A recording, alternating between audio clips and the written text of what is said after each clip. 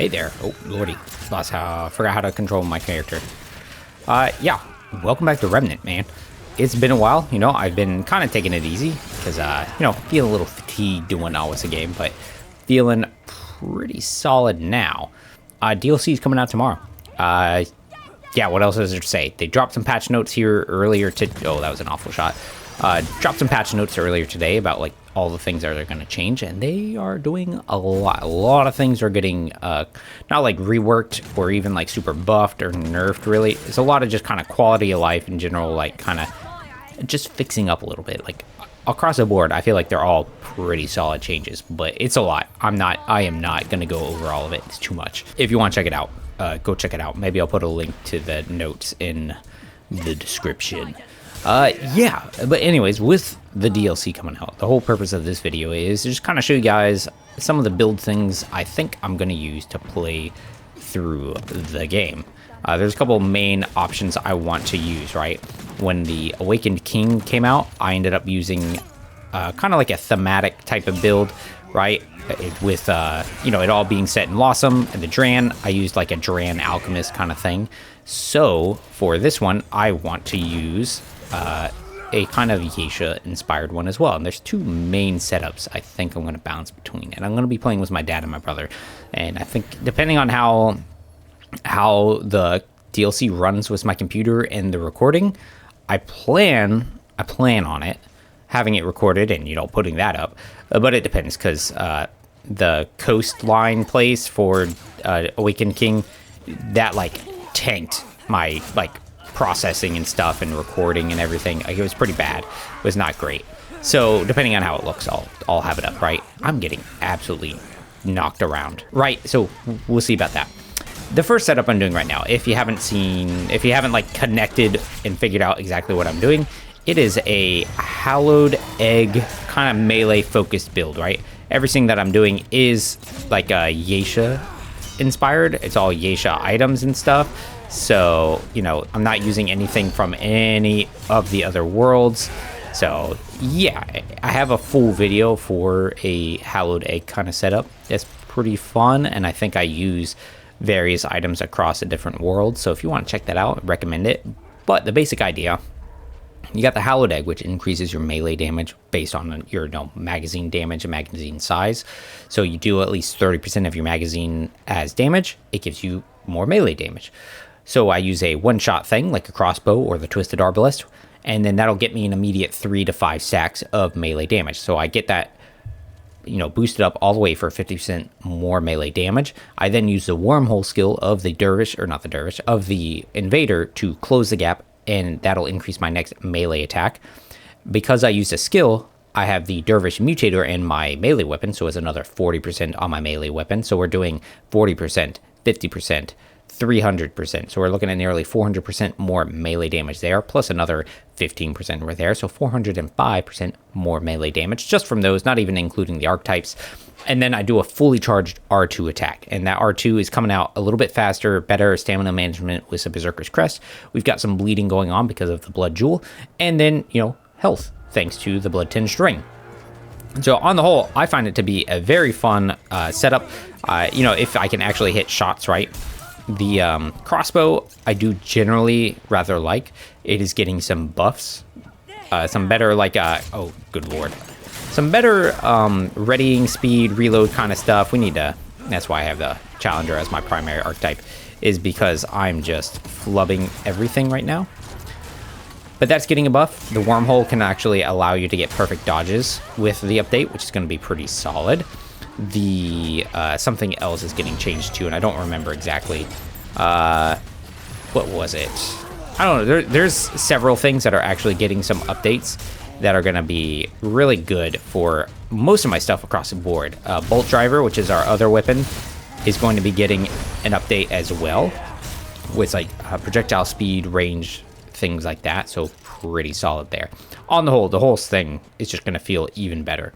But it is a melee-focused kind of build, which I do really like.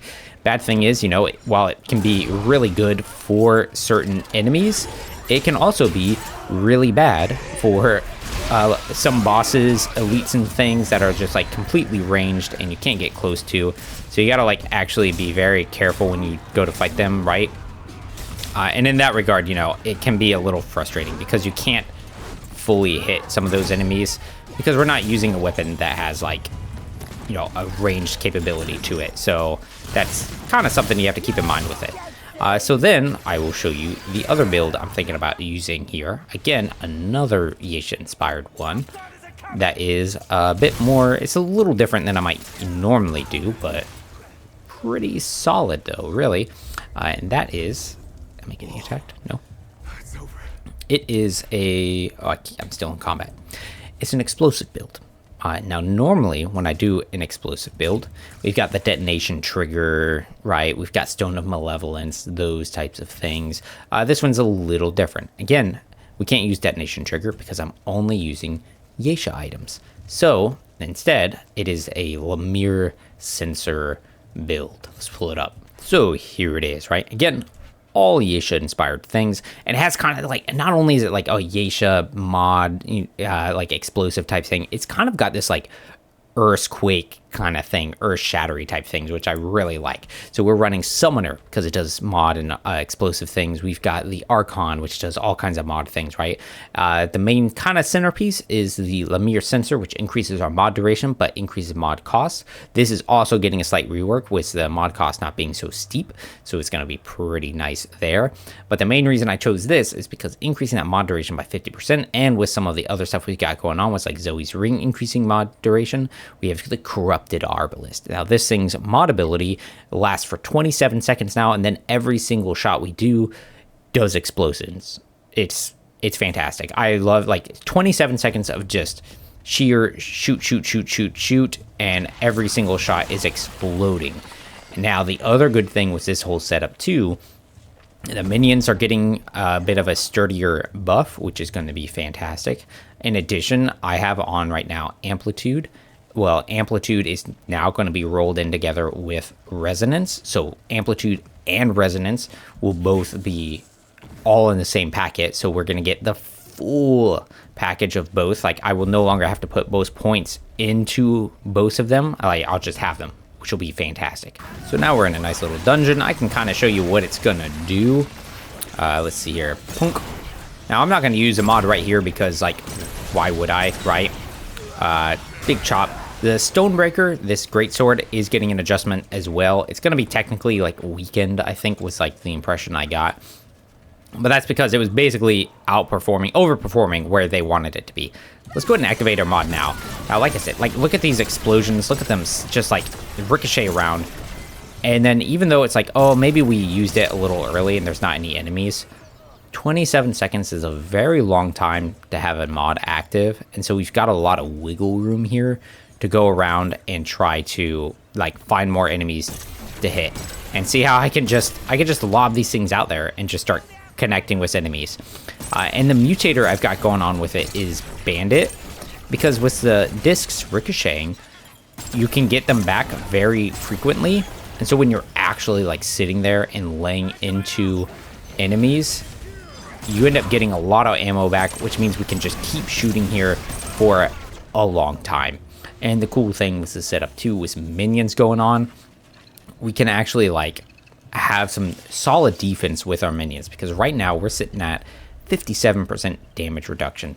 Now we have maxed out Fortify, we've got 2 stacks of Bulwark thanks to the Soul Guard, and we also have Blood Bond so that our summons are actually absorbing some damage for us.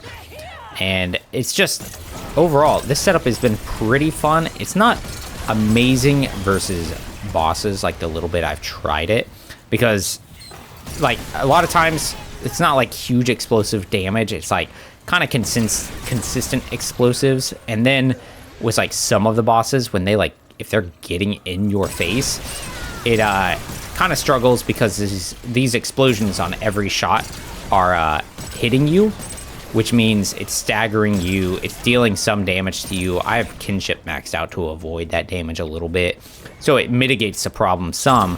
But the main problem is the stagger, because when you're getting staggered in front of a boss, it means that they're just going to be completely free to wail on you, and that's not what you want. So against some bosses, kind of struggles. You know, I'm going to be playing a little bit kind of multiplayer setting, so it might be pretty okay, but it's going to be it'll be a little tough, because again, if I'm not blowing myself up, I could be messing up my teammates, and that can be really unfortunate. So in that regard, I might end up removing the amplitude just so I'm not like actually, you know, hurting my team. Now here's an elite. Where's he at? Right there. We're just gonna blow those up when he gets there. Oh no. Now you can see like the mod cost on this is a little extra. Yeah, see that stagger, which is really sketchy for us. Yeah. Now I wish my minions were a little closer to help us out, but it'll be okay. Also, what's cool is this setup too, right? Even though, you know, have that big explosion and can hit our teammates, because we have the summoner as our primary, it means that our minions are getting that enrage factor going on, which means they're just even more deadly. And I mean, you can see it there. They're doing like 700 damage on a critical hit, nearly 500 just baseline. Like, they're solid. The summoner overall is just a solid archetype, so it works out pretty well. The build is pretty fun. There is also a second or a third kind of build I've been tossing around the idea of using that I think could be pretty fun. It's a status effect one focusing on bleed, because again, I'm sticking to Yaesha themes, right? And you know, the Merciless is a fantastic choice for that, because it's bleeding, right? It's a bleed focused thing. You shoot it long enough, it starts inflicting bleeding. It can get double stacks of it if you want to throw some twisting wounds in there. If you're not limiting yourself to Yaesha things, you know, you can put on the Crimson Jewel or whatever, so that it's doing like another double stack of bleeding. But let me kind of swap around a little bit, and I think I'll show you my basic idea. I haven't fully worked it out yet, but I'll show you my idea for that one. All right, so here's the basic idea, right? Much of this is subject to change. Status effect build, naturally going to choose Ritualist as a primary, gets that Vile perk, all that kind of stuff, right? Good stuff for negative status effects. We have a focus on bleed, so we're doing the Merciless, which applies bleeding after you start shooting for a period of time. You know, as long as you keep shooting for long enough, it will start applying bleeding. And then we've got twisting wounds, so that then with critical hits and weak spot hits, those shots will also apply bleed, so we can get 2 stacks of bleed. Now, the whole point of me doing that is this amulet, the Sinister Totem. So when we apply or refresh a negative status effect, it will increase status effect damage by 1% for 15 seconds. It can go up to 50%. It's a pretty big boost, right? And since we are going to be, essentially, as long as we just keep shooting a guy, every single shot will be applying a status effect, which means we should be able to build up these stacks very, very quickly. That's the idea anyways, right? And the cool thing with it too is that spread with the Vile perk actually counts for applying status effects, so that will also help to kind of build it up and refresh it, because once that timer runs out after 15 seconds, if you don't actually keep it up, you lose all of your stacks, which really sucks. The rings and stuff, because I'm limited, I'm like limiting myself to Yaesha things, not super amazing for this. There's a lot of ones that would work really well from like Lawsome, you know, the Crimson Ring, the Fanatic Band could be interesting. I'm trying to get the Shade Bloom Ring or whatever it's called. But there's Blood Tinge Ring, naturally just for that healing. Stone of Balance, just to increase all our damage. Blood Jewel, if I do go about doing some melee. And then I put on the Celerity Stone to increase our like use of items and stuff. We're overall pretty light armored right now, so I'm kind of going for just kind of a light untouchable thing. I've also got Medic as my secondary, because that, you know, one, the just general damage boost. Having a healing puddle should be kind of nice too. Like, I think it could be kind of nice, and it makes our relic come out faster. So overall, I think it worked out pretty nicely. But yeah, we'll see how it goes against this boss. At least this one is like a ranged one, so you know. Yeah, I will say too, the Merciless is getting a change as well. I think it's making the reload faster. The whatchamacallit, I'm gonna drink more maximum HP for concoction. Reload faster. I think the projectile speed's gonna be faster. Like, they're making it more kind of rangy damage-y. I think the speed or the duration you have to keep shooting to get the bleed effect is gonna be shorter. And then the mod is getting some like kind of nerfs too or something. So like you actually have to like try to like be a little more smart with how you use it. Like it takes longer to charge it or something. There we go. So we are at 27 stacks right now. That's a lot of damage there. One of the skills I've been thinking about using with this, because right now I have on the, you know, this kind of ritual one right there, which did hit it, which is great. But I was thinking about using Death Wish. I thought that one could be kind of fun to do too. Now the good thing was us hitting that, and there's a lot of little minion dudes around us. That's gonna keep spreading around and actually make our totem thing really easy to upkeep, because now it's going to just kind of spread, hit all those extra little adds, and we're not going to have any problems kind of keeping our totem going. The other thing in my offhand, again, just using the bolt driver, because I really like the bolt driver overall, and I have on it the whatchamacallit, I can't think right now, Soulbinder, because again, that's a mod that I really like as well. And Soulbinder with bleeding or just status effects in general is kind of fun, because it just watching all those little like spread things go from like hitting just constant DPS is really fun. Look how fast that relic comes out. That's so fast. We gotta reload here. We'll run here. We're gonna actually hit our thing right there, which is gonna catch all of them. And look at that, like no issues with us getting our stacks of the Sinister Totem up. Really satisfying. I do really like it. So far, this is feeling pretty good. Even with us having light armor, this fight has been pretty okay with us not really taking damage. And we can always rely on this Wellspring to kind of cover us. I didn't actually need to do that, I don't think. Nice thing, a nice change that's going to happen, right? A lot of the ritualist like things are affected by amplitude, you know, it's spread distance and stuff. I tried to roll it and it was a little too slow, but the spread distances and stuff are affected by amplitude. Now the Soulbinder is affected by resonance. And so a lot of times I'm kind of stuck picking and choosing a lot of times where I'm like, ooh, I would really like to buff this effect, but I don't, and I'd like to have both, but I don't want to put 20 points into both of these things for like one effect here and one effect there. So now they're going to condense those together. It's going to be really nice. It's just going to be really nice. Such a great quality of life change. I don't know, but that's pretty much it. One thing, who's texting me? That's pretty much it, right? I don't know. Actually, not pretty much it. It is pretty much it.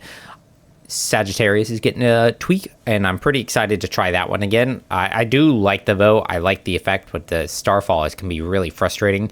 So I'm pretty excited to see how the new form of it kind of feels and whatnot. So yeah, with that, that's pretty much it. Lifeless Heart's getting a change too. I'm gonna stop rambling. Yeah, what kind of builds are you guys doing? What are you gonna do for the DLC? Right? How are you going to play through it? Are you going to go through an Apocalypse? Are you going to play through on Nightmare, right? Because I think I'm probably going to go through on Nightmare, because to me, that's kind of like the perfect level of like challenge, but also I'm not just getting one shot randomly whenever I make a mistake. So yeah, let me know what you guys are doing. Difficulties, builds that you're going to do by yourself, friends, etc., etc.